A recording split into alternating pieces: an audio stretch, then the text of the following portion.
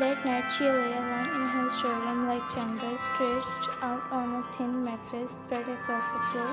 Her eyes were wide open, fixed on the blankets lying above. A strange kind of pain lingered there in her gaze, a pain no one else could ever truly understand. When the silence and emptiness of that salon grew too much to bear, she turned onto her side and reached beneath her pillow. From its hiding place, she pulled out a photograph. The moment her eyes fell upon it, the quiet edge in her eyes overflowed into tears.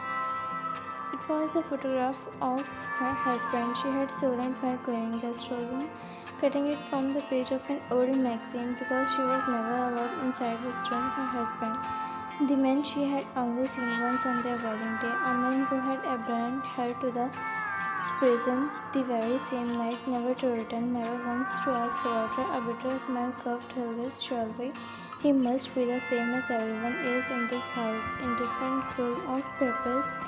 His absence was its own kind of mercy, because it had been there she would have had to endure his brutality as well, and who knew how much darker, how much more his cruelty might have been.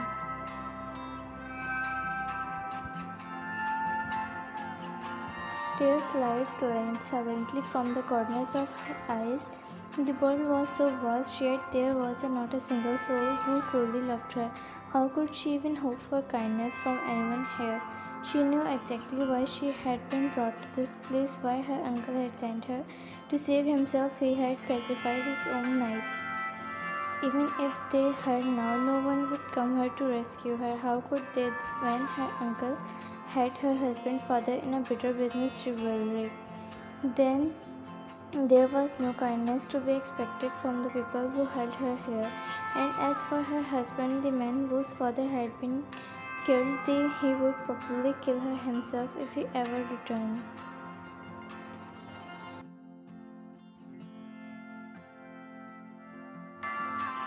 She prayed silently that she would never have to face him again, that he would never come back as long as she was alive.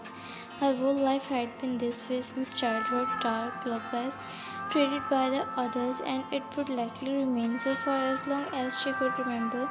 She had wished only for a life like this, held no meaning for her. With eyes full of tears and heart and body covered in invisible wounds, she finally closed her eyes, sobbing softly. She tried like every night to drift into sleep, and as some unknown hours sleep did take her mercifully, at last she went under with one final hope that she might not wake up. By evening she was in the garden, her thin frame wrapped in an old off-white-colored trouser and shirt, both frayed at the seams, her hair loose and unkempt. After finishing all the housework, she was watering the plant. Leaving the hose in one of the flower beds, she sank onto a wooden bench. Her legs were too weak to keep her standing any longer. After a long and few minutes, a bright black spot swam before her eyes. In this house, cruelty towards her had become a kind of ritual. One small mistake and they would strafe her for days. It had been this way since she had been brought here.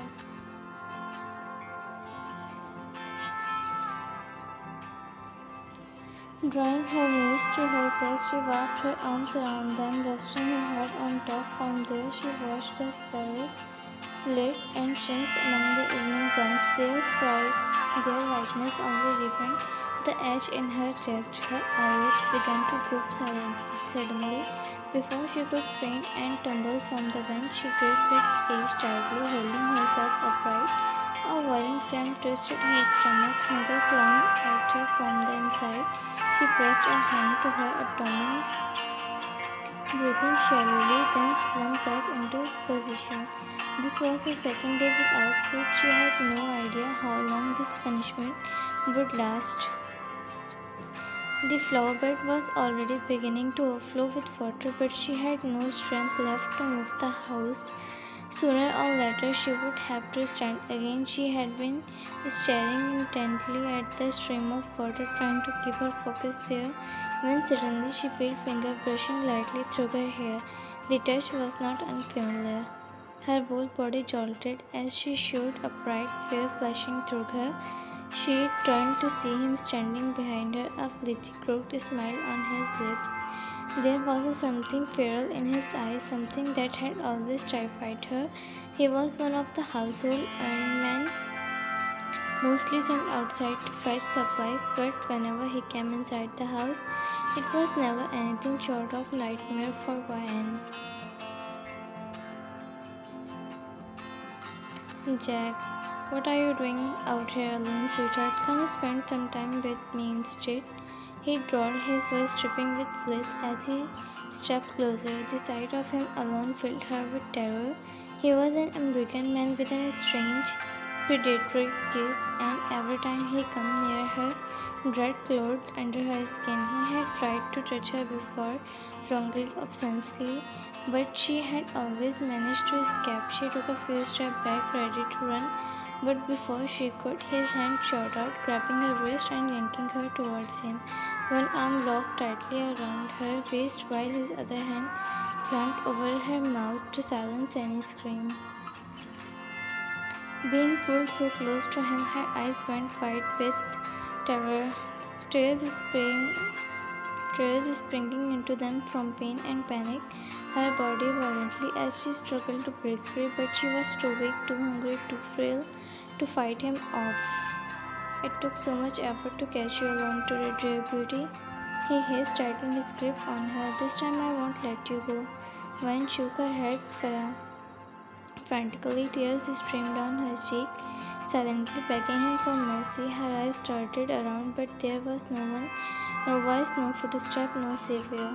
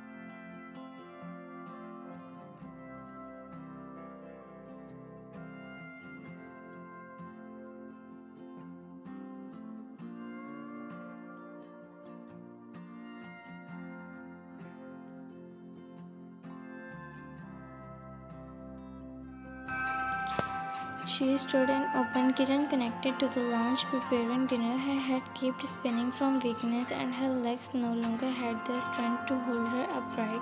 She swayed over and over, catching herself each time by clutching the edge of the shelf. Every so often she took small sips from the water bottle beside her, as if the water alone gave her the strength to keep going. Carrying a few dinner plates, she turned toward the table to set them down when a sudden wave of dizziness struck the room title violently and she collapsed to the floor.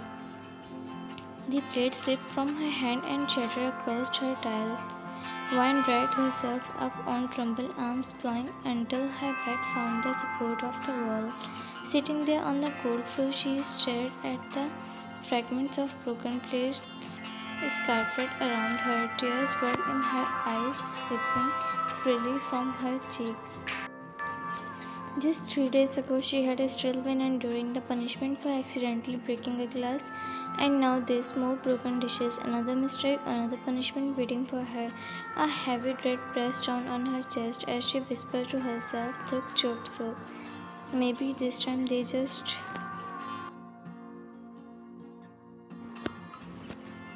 She clutched her stomach, the pain going at her from the inside. 3 days, it had been 3 endless days of hunger, and she had endured the cramping edge in silence. When the hunger grew unbearable, she would sneak into the garden, plucking petals from flowers and chewing them just to trick her body into believing it had eaten. Now even that small strength had left her. She couldn't move. Tears streamed down her cheeks in thick, silent rivers. In that moment she prayed fiercely, not for food, not for kindness, but for seems like the only release from the torment she was drowning in. Just as she whispered her prayer, her trembling lips still forming the plea, a sharp voice cracked through the silence behind her.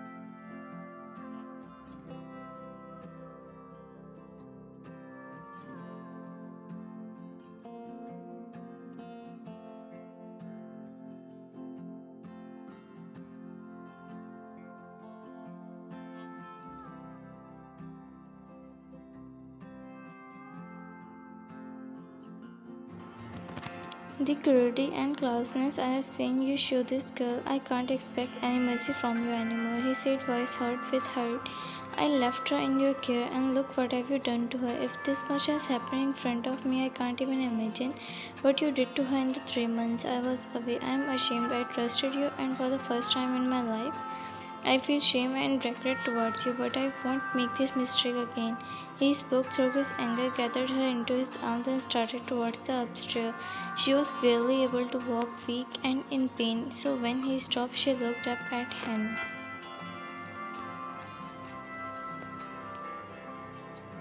Jungkook, are you alright? He asked gently while noted relief warmed her.